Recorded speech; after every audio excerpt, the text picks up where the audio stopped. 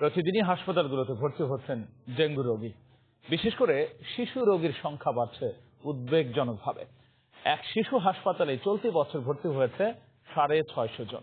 এদিকে এডিস নিধনে যথাযথ কর্মকৌশল নির্ধারণের উপর জোর দিয়েছেন বিশেষজ্ঞরা। আতিকুর রহমান তমালের রিপোর্ট। বিনোদন বলতে শুধুই কার্টুন দেখা, তা আবার হাসপাতালের বিছানায়। তৈমুরের বয়স মাত্র 1.5 বছর। এই বয়সেই স্যালাইনের সুই ফুটছে হাতে পায়ে। ওদিকে হিয়ার বয়স আরো কম, মাত্র 6 মাস। শুধু তৈমুর, হিয়া কিংবা মিম নয়, এই তালিকায় আরো আছে অনেকেই। তারা সবাই ডেঙ্গু আক্রান্ত হয়ে শিশু হাসপাতালে ভর্তি। রাতে হঠাৎ করে জ্বরই 5 ঘন্টা পর পর আমরা সাপোজিটা দিচ্ছি, বাট জ্বর নামছে না। দুর্বল হয়ে পড়ছিল। যে মেয়ে হাসি খুশি ছিল সে মেয়ে তো নিস্তেজের মতো একটা অবস্থা। অবাক হলো সত্যি যে বেশিরভাগেরই বাসা মিরপুরে।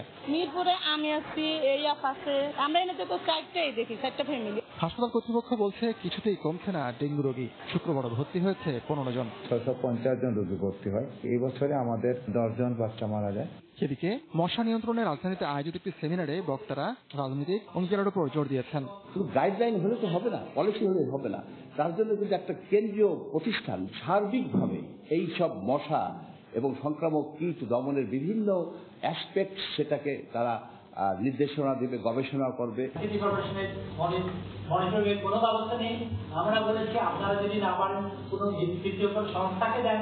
রাজধানীর ক্রীড়া মিলনায়তনে আয়োজিত এই সেমিনারে বক্তারা বলেন, ঘটা করে মশা মারতে কিভাবে কামান লাগানো হয়, সেই ওষুধ কতটা কার্যকর তা নিয়ে মনিটরিং নেই। আতিকুর রহমান তমাল, সময় সংবাদ, ঢাকা।